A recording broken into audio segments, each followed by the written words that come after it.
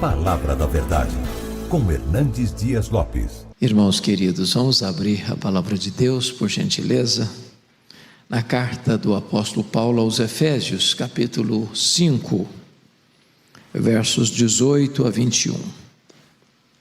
Efésios, capítulo 5, versos 18 a 21.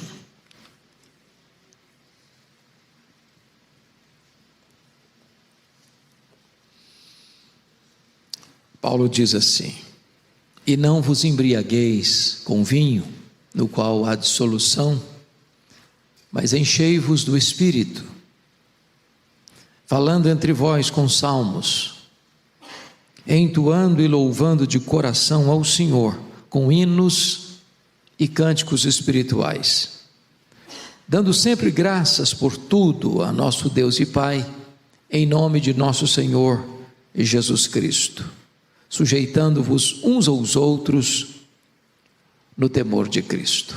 Amém. Bom, eu gostaria de iniciar contando para vocês como é que a igreja de Éfeso surgiu. Paulo estava na sua terceira viagem missionária. Depois de fazer uma viagem na província da Galácia, depois de fazer outra viagem na província da Macedônia e da Acaia, agora Paulo se concentra na Ásia, e se concentra na capital da Ásia, a cidade de Éfeso. Éfeso era uma das mais importantes cidades do mundo naquele tempo, uma cidade com mais de 300 mil habitantes. Éfeso era uma cidade marcada por idolatria. Éfeso hospedava o templo da grande deusa Diana, deusa dos Efésios. O templo de Diana era uma das 7 maravilhas do mundo antigo. Os nichos do templo, miniaturas do templo, era o principal produto de souvenir vendido aos turistas que chegavam todos os dias naquela cidade. Não bastasse isso, aquela cidade era marcada fortemente pela feitiçaria, pelo ocultismo. E Paulo chega ali, prega o Evangelho e experimenta, irmãos, o que nós tanto desejamos hoje: um grande reavivamento espiritual. Não há qualquer possibilidade de explicar o que Deus fez em Éfeso por intermédio do apóstolo Paulo, a não ser um grande avivamento. Para vocês terem uma ideia, em 3 anos que Paulo ali ficou, a idolatria da cidade entrou em colapso, a feitiçaria entrou em bancarrota, as pessoas convertidas largavam a feitiçaria e queimavam os seus livros de magia em praça pública. A palavra de Deus prevaleceu naquela cidade, bendito seja Deus. E igrejas foram plantadas por toda a província, como Esmirna, Pérgamo, Tiatira, Sardes, Filadélfia, Laodiceia, Colossos e Herápolis. Aí Paulo sai dessa cidade para levar uma oferta aos pobres da Judéia, porque no governo de Cláudio, 41 a 54, da nossa era cristã, houve uma grande fome no mundo, os judeus foram expulsos de Roma, e Paulo então faz uma grande campanha, uma grande coleta entre as igrejas gentílicas para socorrer os irmãos da Judéia. E agora Paulo, depois de recolher todas essas ofertas, está levando esta oferta para a igreja da Judéia.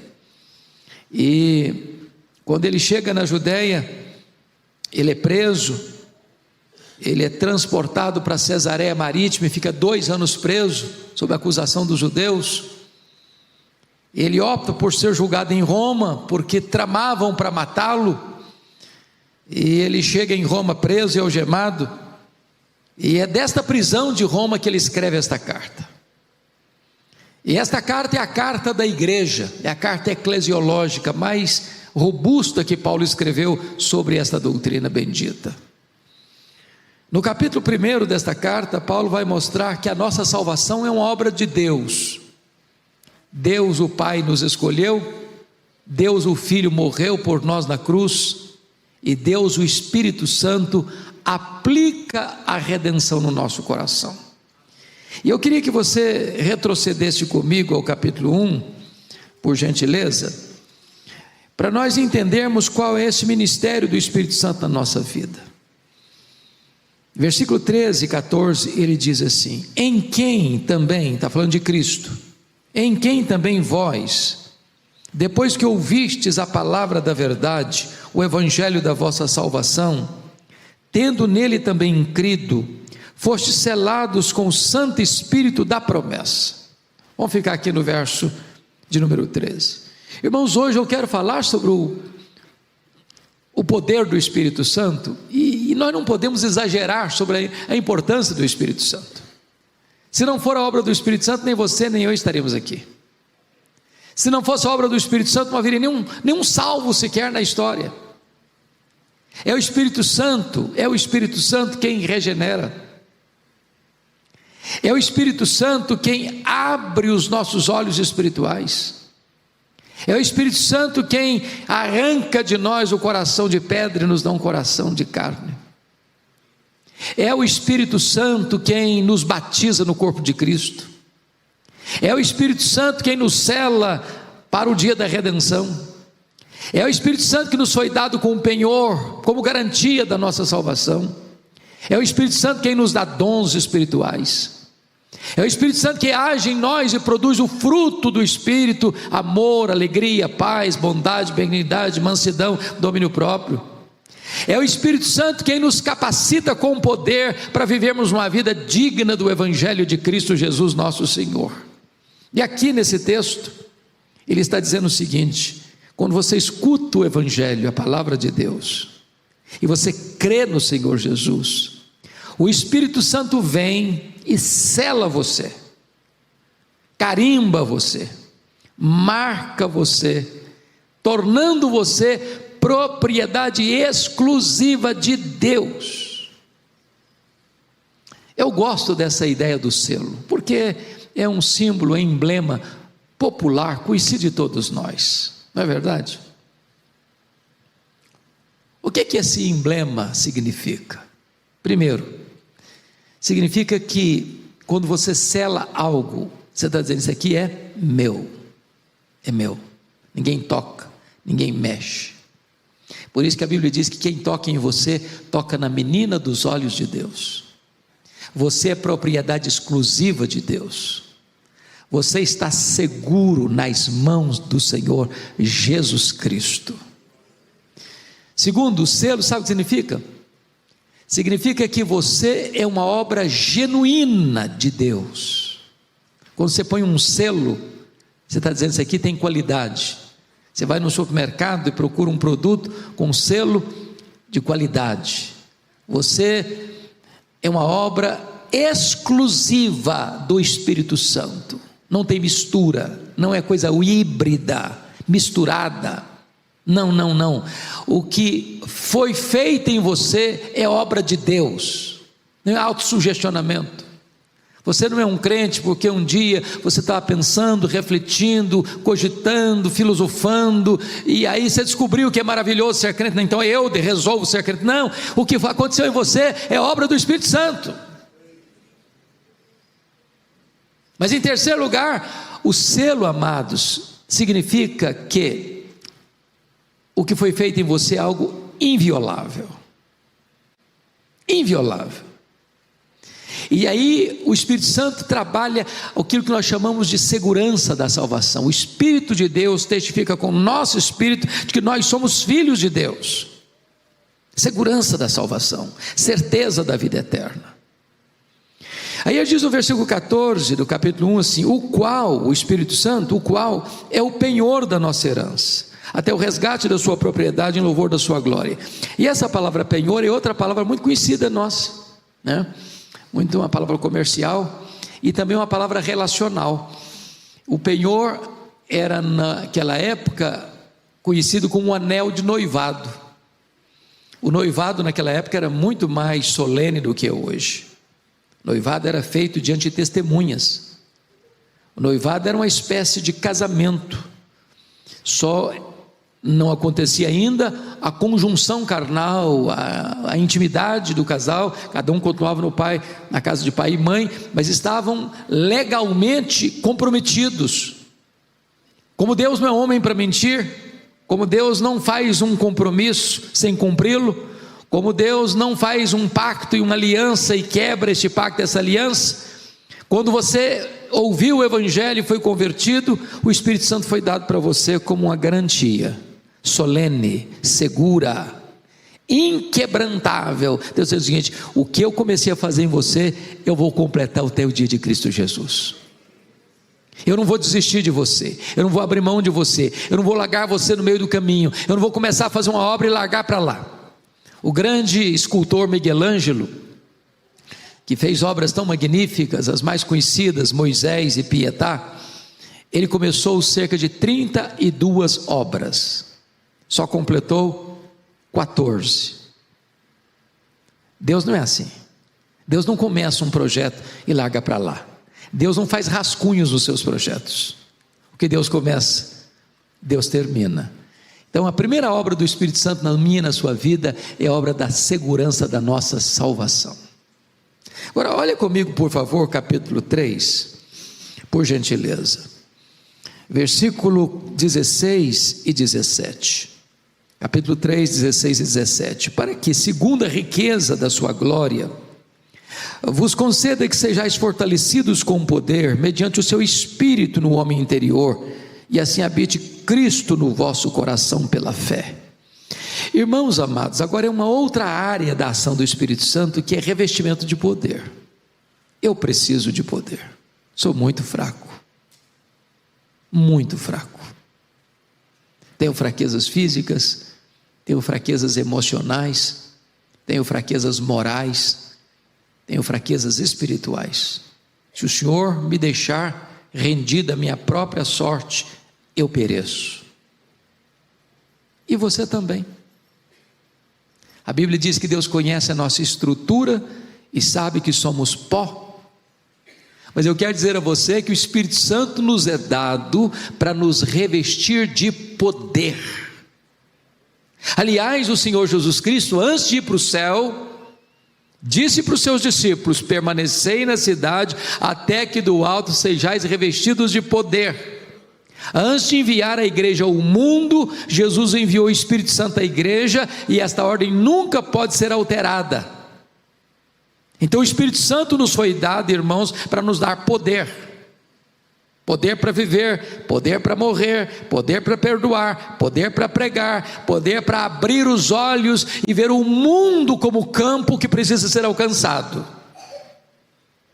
Agora notem, por favor, o que está escrito. Esse poder é para nos fortalecer, para que sejais fortalecidos com poder. Fortalecidos. Agora, como assim? Ele responde: mediante o seu Espírito. Onde? No homem interior. Então note que esse poder não é uma coisa assim espetaculosa, sensacionalista. Não, esse poder é aqui dentro de você, é no seu interior, que transborda nas suas palavras, nas suas ações, nas suas reações, na sua dinâmica de vida, lá dentro da sua casa, lá no seu trabalho, lá na sua convivência, lá nos seus relacionamentos. Mas chama atenção porque aqui tem uma expressão que precisa ser compreendida. Como é que eu posso saber que uma pessoa está cheia do Espírito Santo? Qual é a evidência disso? Esse texto responde assim: e assim habite Cristo no vosso coração, e assim fortalecidos com poder mediante o seu Espírito no homem interior, e assim habite Cristo no vosso coração pela fé. Eu chamo a sua atenção para essa palavra habite, porque você está cheio do Espírito Santo quando Cristo habita no seu coração pela fé. A evidência de uma pessoa cheia do Espírito Santo é se Cristo é o dono, é o Senhor da vida dela, se ela é governada por Cristo. Eu gosto, pastor Arival, de um livro de J. Packer, Na Dinâmica do Espírito, um dos melhores livros que eu já li. Se você não leu, vale a pena ler esse livro, Na Dinâmica do Espírito, de J.I. Packer. E ele diz o seguinte, que o ministério do Espírito Santo é o ministério do holofote. Você anda por São Paulo, à noite, de vez em quando você vê algum monumento, algum prédio significativo, e uma luz incidindo. Um dia está azul, outro dia está amarela, outro dia está verde, mas você não vê aquela luz está escondida. O holofote está lá, escondido, mas aquela luz projeta sobre o monumento, sobre o edifício. O que importa é mostrar o edifício. O ministério do Espírito Santo não é mostrar a si mesmo, o ministério do Espírito Santo é mostrar Jesus. Ele aponta para Jesus, ele glorifica Jesus, ele exalta Jesus. Quando é que você sabe que você está cheio do Espírito Santo? É quando Jesus está plenamente habitando no seu coração pela fé. Agora, a palavra habitar, ela é muito curiosa, porque há duas palavras no grego para habitar. A palavra grega é katoikel e a palavra grega paroikel, são parecidas, katoikel, paroikel. Katoikel é habitar de forma temporária. É um hóspede que chega num hotel para passar uma noite, ou 2 dias, uma semana, mas ali não é a sua casa, ali não é a sua residência, ali ele não vai permanecer, ali ele não é o dono, ali ele não pode fazer reformas, ali ele não pode fazer mudanças, ali ele está apenas usufruindo aquele espaço por um tempo, mas ele vai embora, ele não tem compromisso com aquele local. A outra palavra, a palavra paroikel, é habitar permanente. Você é o dono da casa, você mora nessa casa, você vive nessa casa, você é o dono dessa casa, você pode fazer reformas nessa casa, você pode fazer o que Neemias fez com os móveis de Tobias, jogar os móveis de Tobias fora dessa casa, aquilo que não agrada a você, você descarta dessa casa, aquilo que é necessário você traz para essa casa. A casa é sua, ela é sua residência permanente. É exatamente a palavra que aparece aqui. Sabe quando você sabe que está cheio do Espírito Santo? É quando você entrega todas as chaves da casa da sua vida, do seu coração, para Jesus e diz assim: o Senhor é o dono, o Senhor pode fazer a mudança que o Senhor quiser, o Senhor manda nessa casa, essa casa que é o meu coração, que é a minha vida. Mas agora, vá comigo por gentileza para o capítulo 4, verso 30, porque é uma outra fala de Paulo sobre o Espírito Santo. Ele diz assim: e não entristeçais o Espírito Santo de Deus, no qual fostes selados para o dia da redenção. E o contexto aqui, meus irmãos, de não entristecer o Espírito Santo, ele começa lá no 25, é deixar a mentira, é falar a verdade, é tomar conta do coração para que você não se ire descontroladamente, que você não dê lugar ao diabo, você não furtar, você trabalhar, é não sair da sua boca a palavra torpe, mas só que for digna e pronta para edificação, é você alargar a amargura, a cólera, a gritaria, a blasfêmia, a malícia, essas coisas todas que estão ao redor do versículo 30, entristece o Espírito Santo. Por que que o Espírito Santo habita em você? Me permita explicar isso melhor. Quando você entrou nesse local aqui, esse local aqui nós chamamos de templo, de santuário.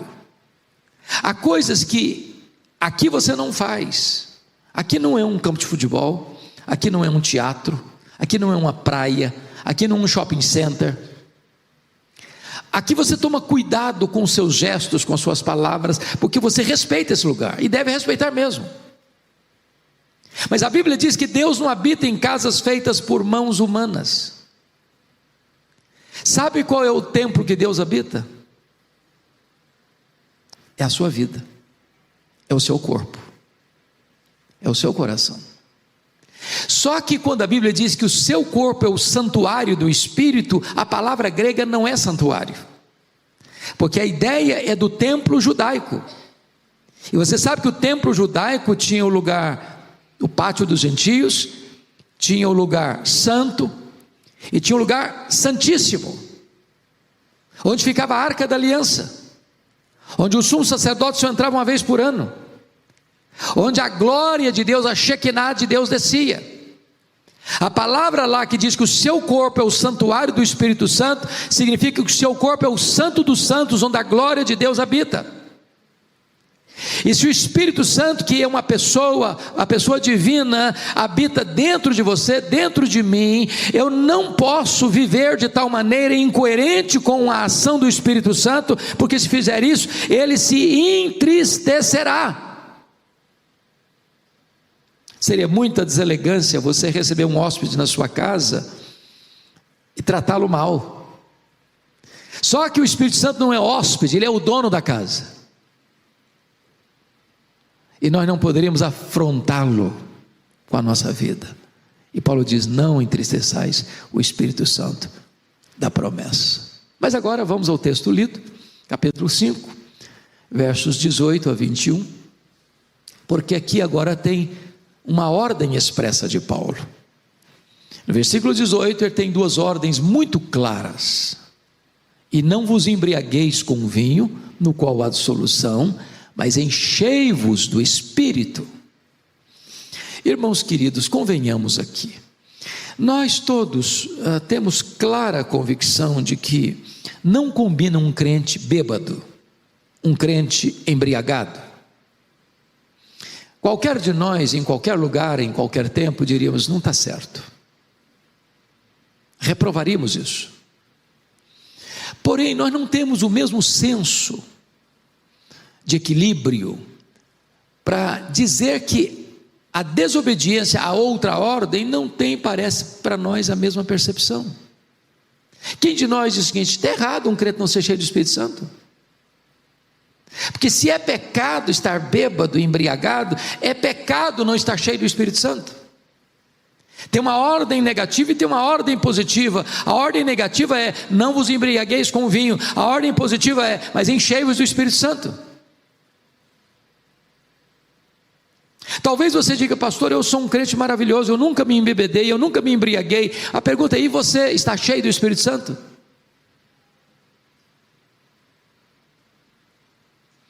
Notem vocês que nesse texto existe uma comparação superficial e existe um contraste profundo. Qual que é a comparação superficial? É que tanto uma pessoa embriagada quanto uma pessoa cheia do Espírito Santo, ela está sob controle de algo ou de alguém. Uma pessoa bêbada está sob o controle do álcool, ela vai falar coisa que não deve falar, ela vai agir de maneira que não deve agir, ela vai ter um comportamento que não é adequado, ela vai ter situações que não é natural dela, porque ela está sob o efeito do álcool. O álcool é um ladrão de cérebros, é o principal responsável por crimes passionais, por acidentes de trânsito, por destruição de famílias. Porque a pessoa que ela está bêbada, embriagada, ela está não no domínio dela, no controle dela, no domínio próprio, mas sob o efeito do álcool. Agora, se uma pessoa está sob o efeito do álcool, tem esse comportamento esquisito, se ela está sob o efeito do Espírito Santo, isso vai refletir no que ela fala, no que ela faz, no que ela age, no que ela reage. Qual é o contraste profundo? Paulo diz assim: não vos embriagueis com vinho, no qual há dissolução, mas enchei-vos do Espírito Santo, falando entre vós com salmos, hinos, cânticos espirituais, louvando de todo o coração ao Senhor. Ou seja, quando uma pessoa está embriagada, ela vai levar essa pessoa, o álcool vai levar essa pessoa a uma vida dissoluta, vergonha, opróbrio, destruição. Eu tinha um amigo querido que tinha um problema seríssimo de alcoolismo e tinha recaídas muito tristes, e às vezes a esposa dava falta dele e ele ficava uma semana sumido. Ela ia procurá-lo e às vezes achava nos lugares mais escondidos da cidade, dentro de um boteco mais sujo da rua, caído, bêbado, e tinha que carregá-lo para casa, sujo, cheio de vômito, para dar um banho, para se recuperar. Produz dissolução, tristeza, dor, vergonha. Paulo diz: não vos embriagueis com vinho. Mas eu não estou falando dos botecos da vida. Há poucos dias uma mulher me procurou e disse: pastor Hernando, o senhor precisa falar sobre a confraria do vinho, das rodas da elite mais rica, dos apartamentos mais caros, daqueles que têm muito dinheiro e gastam 10 mil reais numa garrafa de vinho, e se alienam do casamento, e se afastam dos filhos, e jogam a família num pântano de solidão e desespero, casamentos acabando, filhos deixados de lado. E Paulo diz: não vos embriagueis com o vinho, no qual há dissolução. Mas agora ele vai falar do efeito então de uma vida cheia do Espírito Santo. Ele diz: não vos embriagueis com o vinho no qual há dissolução, mas enchei-vos do Espírito. E quais são as evidências que uma pessoa está cheia do Espírito Santo? Vejamos aqui no texto. Olhe comigo o verso 19. Ele diz assim: falando entre vós com salmos, entoando e louvando de coração o Senhor com hinos e cânticos espirituais. Então vamos pegar o primeiro ponto: falando entre vós com salmos. Grife a expressão entre vós, porque a expressão entre vós está dizendo que quando você está cheio do Espírito Santo, isso vai refletir na sua comunicação horizontal entre vós. Uma pessoa cheia do Espírito Santo, ela é doce no falar, tem graça na sua voz, tem edificação nas suas palavras, tem polidez no seu trato, tem sabedoria na sua voz. Não combina uma pessoa cheia do Espírito Santo com palavrões, com palavras torpes, com palavras duras, com palavras cáusticas, com palavras ácidas, tóxicas. Amados irmãos, nós precisamos da plenitude do Espírito Santo. Aliás, quando você avança em Efésios, já começa a falar de família, como a esposa deve ser submissa a seu próprio marido, como o marido deve amar a sua própria esposa, como Cristo amou a igreja, como os filhos devem honrar e obedecer aos pais, e como os pais não devem tratar os filhos com amargura, mas criá-los na disciplina e na admoestação do Senhor. Tudo isso só é possível, meus irmãos, se tivermos plenitude do Espírito Santo. A comunicação muda, os relacionamentos mudam, a nossa casa vai ser de fato um ambiente saudável para nós nos relacionarmos em amor e harmonia, falando entre vós. Segundo lugar, veja ainda o versículo 19, quando ele diz assim, preste atenção: entoando e louvando de coração ao Senhor. Agora grife a expressão ao Senhor. Sai da horizontalidade da relação para a verticalidade da relação. Quando você está cheio do Espírito Santo, em vez de ter amargura, em vez de ter murmuração, em vez de ter uma vida assim de ingratidão a Deus, você quer é adorar a Deus, é exaltar a Deus de todo o seu coração. Seu culto muda. E eu não estou falando aqui do culto coletivo, congregacional. Eu estou falando daquele culto que você presta ao seu Deus lá dentro do seu quarto, com a porta trancada, sem holofotes, sem plateia. É quando na sua alma há uma sede de comunhão com Deus, quando no seu coração você tem fome de Deus. Nós com muita alegria vimos o que aconteceu no dia 8 de fevereiro, na Universidade de Asbury, em Kentucky. Eu tive a bênção, pastor Ivaldo, de falar com alguns colegas que ali estiveram. Eu tive 3 pastores amigos meus que lá estiveram: pastor Samuel Vitalino, pastor Valdir Reis, pastor Elias Medeiros. os 3 pastores presbiterianos, homens de Deus que tenho respeito por eles. E o que eles me testificaram, que me marcou muito, não foi nem o que estava acontecendo lá dentro da capela, mas é o que estava acontecendo fora da capela. Uma cidade de 8 mil habitantes, plantada no coração de várias fazendas, e caravanas da América toda indo para lá, gente de outros países indo para lá, temperatura abaixo de 0 graus, às vezes 4 graus negativos, filas quilométricas, demorando-se às vezes de 3 a 7 horas na fila para entrar na capela, ninguém murmurando, ninguém reclamando, um senso da presença de Deus, uma alegria indizível e cheia de glória tomando conta das pessoas. Esse sentimento, meus amados irmãos, de adoração, de todo o coração, louvando ao Senhor.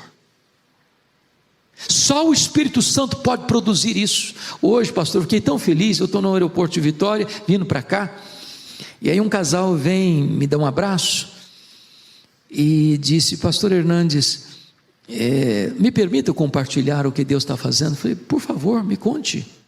Ele diz: domingo agora, aliás, na semana do carnaval, sexta-feira, a igreja não fez retiro, reuniu-se no templo, e na sexta-feira à noite eles começaram a reunião de oração, e a reunião não terminou até hoje.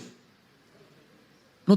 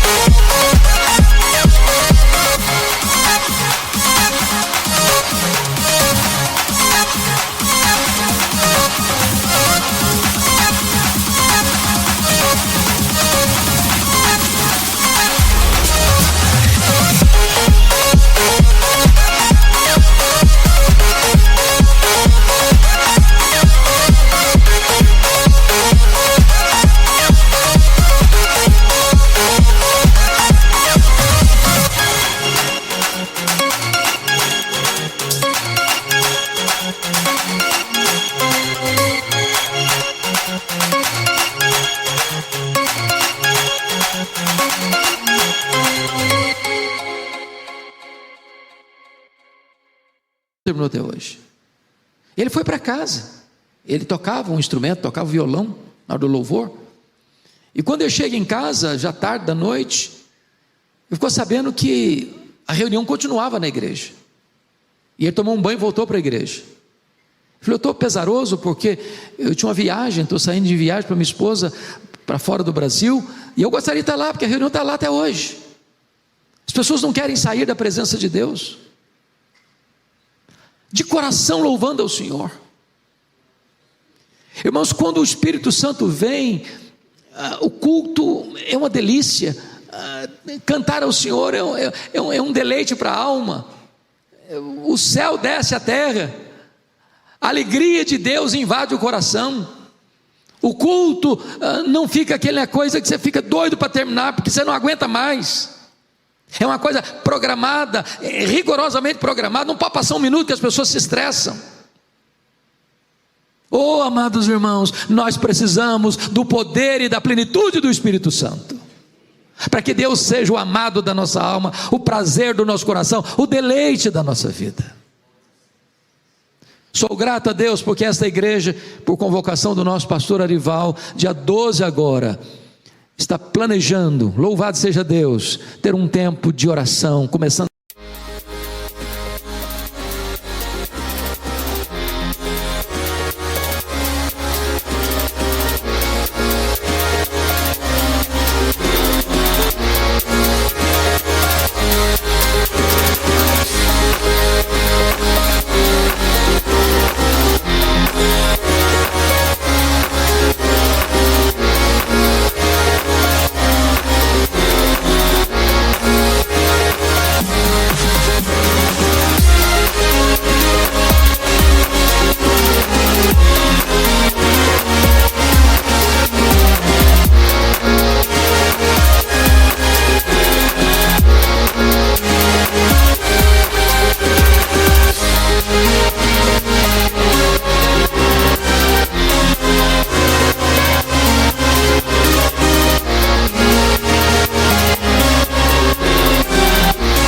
às 8 horas da manhã, indo até às 20 horas. E esse é o planejamento humano, mas se Deus quiser, passa a noite, passa a madrugada, passa a semana. Mas notem comigo uma terceira característica de uma pessoa cheia do Espírito Santo. Versículo de número 20. Dando sempre graças por tudo a nosso Deus e Pai, em nome de nosso Senhor Jesus Cristo. Irmãos, dar graças em tudo não é simples e nem é fácil. Nós não temos condições de fazer isso, a não ser que o Espírito Santo nos encha, nos revista e nos capacite. Mas esse senso de entender que Deus está no controle, que Deus é soberano, e ainda que a providência seja carrancuda, a face de Deus é sorridente sobre nós, e você começa a dar graças a Deus, graças a Deus, graças a Deus.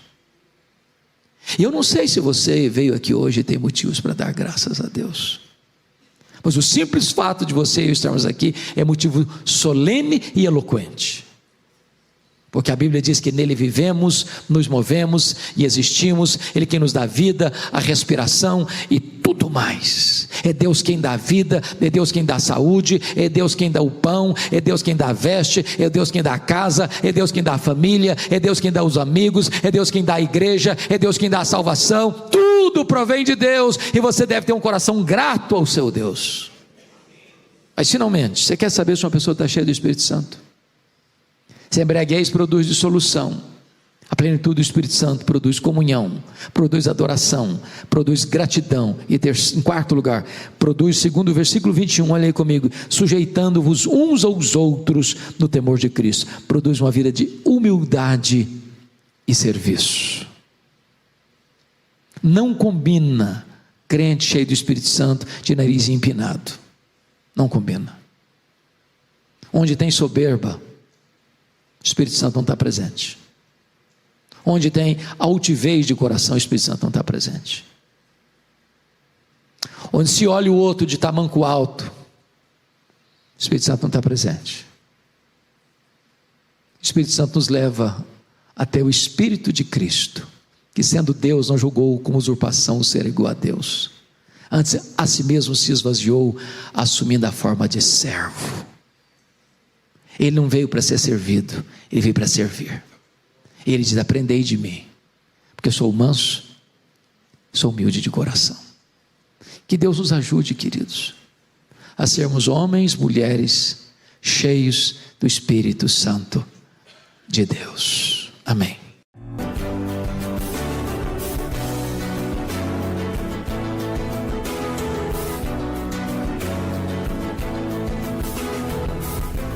Palavra da Verdade, com Hernandes Dias Lopes.